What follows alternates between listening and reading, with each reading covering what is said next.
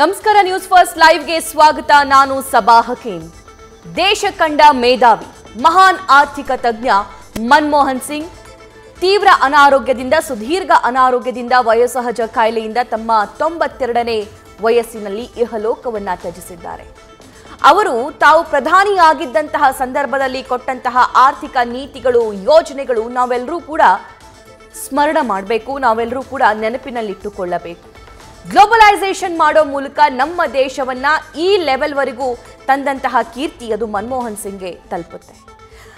ಬಡ ಮತ್ತು ಮಧ್ಯಮ ವರ್ಗದ ಯುವಕರು ಕೂಡ ಲಕ್ಷಗಟ್ಟಲೆ ಸಂಬಳ ಪಡಿತಾ ಇದ್ದಾರೆ ಅಂತಂದ್ರೆ ಅದು ಮನಮೋಹನ್ ಸಿಂಗ್ ಅವರ ಅವಧಿಯಿಂದಲೇ ಸಾಧ್ಯವಾಯಿತು. ತುಂಬಾನೇ ದೂರ ಆಲೋಚನೆಯೊಂದಿಗೆ ಒಂದಿಷ್ಟು ಯೋಜನೆಗಳನ್ನ ಪ್ಲಾನ್ಸ್ಗಳನ್ನ ನಮ್ಮ ದೇಶಕ್ಕೆ ಕೊಟ್ಟಂತಹ ಆರ್ಥಿಕ ತಜ್ಞ ಮನಮೋಹನ್ ಸಿಂಗ್ ಇನ್ನಿಲ್ಲ. ಇವತ್ತು ಅಂತಿಮ ದರ್ಶನದ ವ್ಯವಸ್ಥೆ ಇದೆ. ಇದೆಲ್ಲದರ ಬಗ್ಗೆ ಮಾಹಿತಿ ನೋಡ್ತಾ ಹೋಗೋಣ. ಮೊದಲಿಗೆ ಹೆಡ್ಲೈನ್ಸ್. ಮಾಜಿ ಪ್ರಧಾನಿ ಆರ್ಥಿಕ ತಜ್ಞ ಮನಮೋಹನ್ ಸಿಂಗ್ ಇನ್ನಿಲ್ಲ. ವಯೋಸಹಜ ಕಾಯಿಲೆಯಿಂದ ಏಮ್ಸ್ನಲ್ಲಿ ಕೊನೆಯುಸಿರು. ರಾಜಕೀಯ ಗಣ್ಯರು ಸೇರಿದಂತೆ ವಿಶ್ವ ನಾಯಕರ ಕಮ್ಮಲಿ.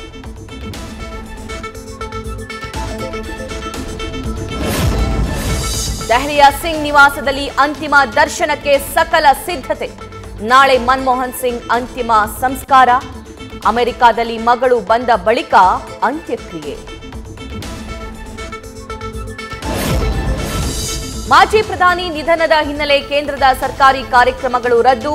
ದೇಶಾದ್ಯಂತ 7 ದಿನಗಳ ಕಾಲ ಶೋಕಾಚರಣೆ. ಮಾಜಿ ಪ್ರಧಾನಿ ನಿಧನಕ್ಕೆ ನರೇಂದ್ರ ಮೋದಿ ಸಂತಾಪ.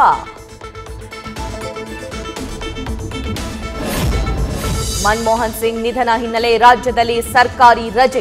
ರಾಜ್ಯದಲ್ಲಿ 7 ದಿನಗಳ ಕಾಲ ಶೋಕಾಚರಣೆ. ಮನಮೋಹನ್ ಸಿಂಗ್ ನಿಧನಕ್ಕೆ ಸಿದ್ದರಾಮಯ್ಯ ಸಂತಾಪ. ಬೆಳಗಾವಿಯಲ್ಲಿ ಇವತ್ತು ನಡೆಯಬೇಕಾಗಿದ್ದ ಕಾಂಗ್ರೆಸ್ ಸಮಾವೇಶ ರದ್ದು. ಪತ್ರಿಕಾಗೋಷ್ಠಿಯಲ್ಲಿ ಅಧಿಕೃತವಾಗಿ ಪ್ರಕಟಿಸಿದ ಡಿಸಿಎಂ ಡಿಕೆ ಶಿವಕುಮಾರ್. ಸಿಪಿಎಡ್ ಮೈದಾನದಲ್ಲಿ ಬೆಳಗ್ಗೆ 10:30ಕ್ಕೆ ಗೌರವ ಸಮರ್ಪಣೆ. ನ್ಯೂಸ್ ಫಸ್ಟ್ ನಿರ್ಭೀತಿಯಿಂದ ನಿಮ್ಮ ಪರವಾಗಿ.